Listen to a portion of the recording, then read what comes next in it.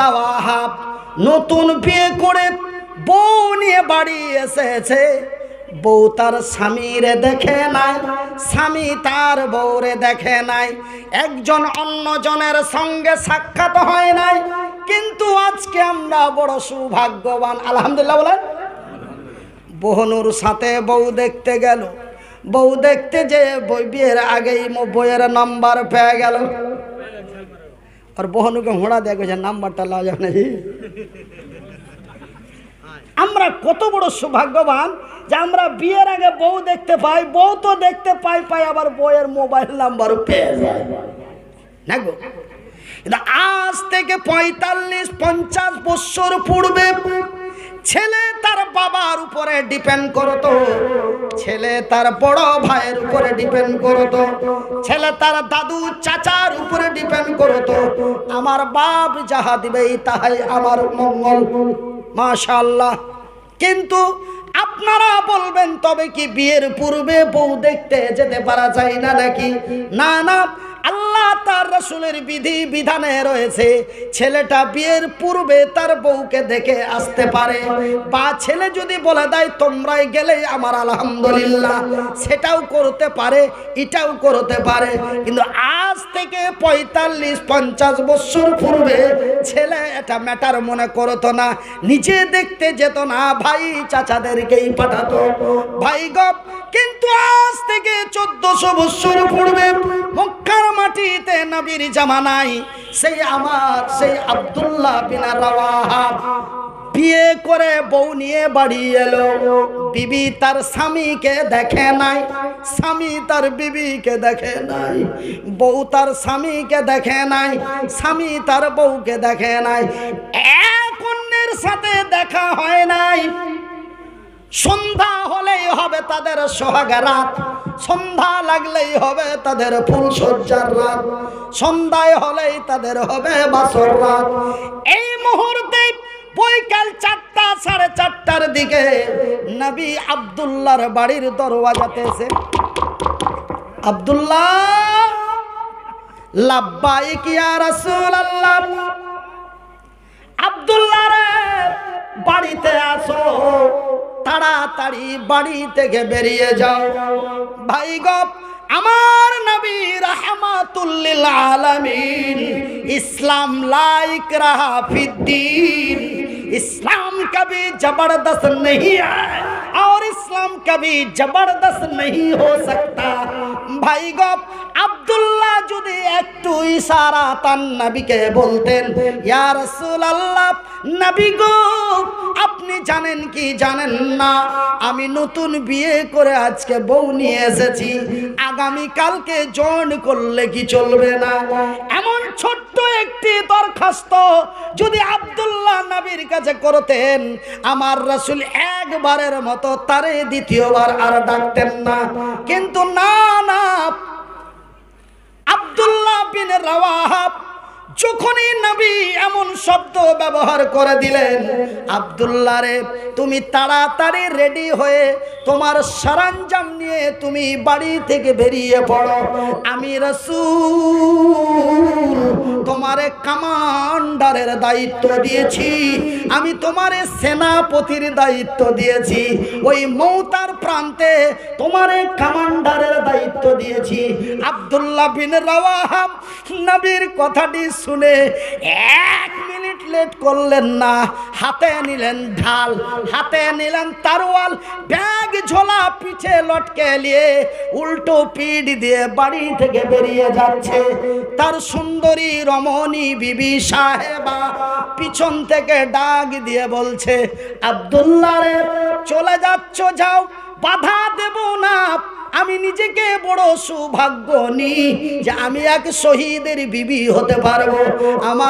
আমার স্বামী আজকে কমান্ডারের দায়িত্ব পেয়ে গেছে, আমি অত্যন্ত আনন্দিত, আমি শহীদের বিবি সাহেবা, আমি আপনার একবার যেতে বঞ্চিত করব না, একবারের মতো যেতে নিষেধ করব না, 1 ঘন্টার মতো যেতে নিষেধ করব না। ওগো স্বামী যান, বিদায়কালে একটু চেহারাটা দেখা যাবে না? আমি তোকে বাধা দিব না, তোর কাছে 10 মিনিটও সময় নেব না, খালি টুকি বেড়া সালামটা দিয়ে যেতে পারবি না?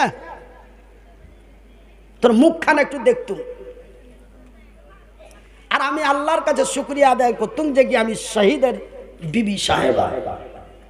কেন? তুমি তো শহীদ হতে যাচ্ছ লড়াইয়ের ময়দানে, সততার বিজয় করার জন্য। স্বামী তার উত্তরের জবাব দিয়ে বলেন, আরে বিবি সাহেবা, রে আমার সুন্দরী রমণী, আমি তোমার সাথে দেখা করতে পারি না। কেন গো স্বামী জান? বলে, বিবি রে,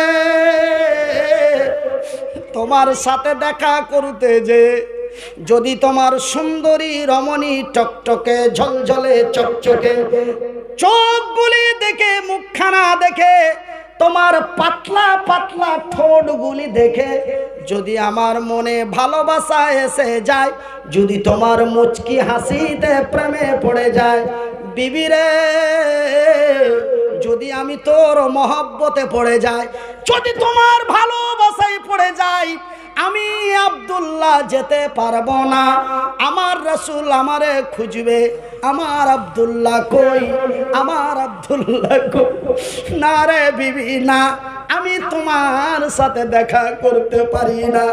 বিবি উত্তরের জবাব দিয়ে বলে, গো স্বামী জান আব্দুল্লাহ, আল্লাহর কসম দিয়ে বলি, সৃষ্টিকর্তার কসম দিয়ে বলি, আমি তোমারে কোনো প্রেম নিবেদন করব না, আমি তোরে কোনো মুচকি হাসি দেব না, আমি তোরে প্রেমের জালে ফেলব না।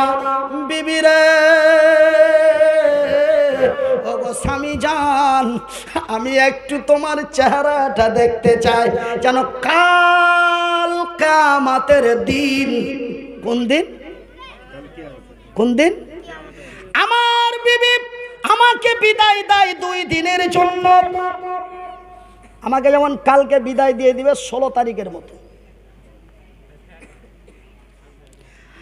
আমার বিবি আমাকে বিদায় দেয় 2 মাসের জন্য, আমার বিবি আমারে বিদায় দেয় 6 মাসের জন্য, আমার বিবি আমারে বিদায় দেয় 9 মাসের মতো, আমার বিবি আমারে বিদায় দেয় 2 বছরের মতো। কিন্তু বন্ধুরে, আব্দুল্লাহর বিবি সাহেবা আব্দুল্লাহকে বিদায় দিচ্ছে কাল কিয়ামতের দিন পর্যন্ত। সুবহানাল্লাহ। ওগো স্বামী জান আব্দুল্লাহ, আমি তোমার চেহারাখানা একটু দেখতে চাই, যেন কাল কিয়ামতের দিন হাসরের ময়দানে তোমার সুন্দর চেহারাখানা দেখে আমি চিনতে পারি এটা আমার সোহাগরাতের স্বামী আব্দুল্লাহ। নারায়ে তাকবীর!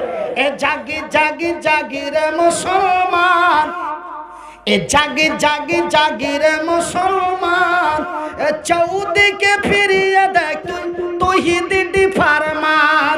এ জাগি জাগি জাগি রে মুসলমান, এ জাগি জাগি জাগি রে মুসলমান, এ চৌদিকে ফিরিয়ে দেখ তৌহিদি ফরমান। নারায়ে তাকবীর! আমার ভাইরা, আমার বন্ধুরা, দেখুন ওই যে আল্লাহ বলেছেন, ওয়াতুজাহিদুনা ফি সাবিলিল্লাহ, তোমরা জান এবং মাল দিয়ে, মাল এবং জান দিয়ে, আগে বলেছেন মালের কথা, তারপরে বলেছেন জানের কথা। দেখুন বন্ধুরে, তারা কত ছিল লোভী, তারা কত, তাদের ভিতরে কত লোভ ছিল ভাই গো আমার আব্বা জানেরা, তারা ছিল কত বড় প্রেমিক, তারা ছিল বড় লোভী। তারা জান্নাতের লোভে পড়ে, কিসের লোভে পড়ে? জান্নাতের লোভে পড়ে, নবীর ভালোবাসায় মহব্বতে পড়ে একজন বিয়ের রাত্রের সুন্দরী বিবি সাহেবাকে রেখে জীবনের বিদায় নিয়ে চলে গেল। কিসের লোভ রে? তাদের লোভটা ছিল জান্নাতের, ওরা বিজয় হলো, ওদের লোভটি ছিল জান্নাতের। ভাইজান, ওরা জান্নাতের লোভে পড়ে নবীর ভালোবাসায় পড়ে, ওরা জান্নাতের লোভে পড়ে নবীর ভালোবাসায় পড়ে। ওরা জাতিকে দিয়েছে ইতিহাস। ওরা জাতিকে কি দিয়েছে? ওরা জাতিকে কি দিয়েছে? ইতিহাস। এরা ধন সম্পদের লোভে পড়ে, এরা ধন সম্পদের লোভে পড়ে, এরা সুন্দরী রমণীর প্রেমে পড়ে, এরা জাতিকে দিয়েছে কলঙ্ক। ওরা বিজয় হলো, এরা পেদানি খেলো। জাগা মতন এসে কি ঠেকলো? ঠেকাঠেকি হয়েছে? ঠিকঠাক ঠিকঠাক হয়েছে? জায়গা দিলে এসে সেম করে ভিড়িয়ে দেওয়া গেছে তো। ওরা জান্নাতের লোভে পড়ে নবীর ভালোবাসায় পড়ে, ওরা বিশ্বকে দিল ইতিহাস। এরা ধন সম্পদের লোভে পড়ে সুন্দরী রমণীর প্রেমে পড়ে, এরা জাতিকে দিল কলঙ্ক। ওরা বিজয় হলো, এরা বঞ্চিত হলো। ওরা বিজয় হলো, এরা পেদানি খেলো। সেই দিন ভারত, সেই দিন মক্কার কাবা, বাইতুল্লাহ, মসজিদে হারাম, হারামের সুরক্ষা হলো। ভারতের বাবরি মসজিদ ভেঙে দেওয়া হলো। সিস্টেমটা টোটালি উল্টা। সেই দিন মক্কার কাবা মসজিদ, কাবা বাইতুল হারাম,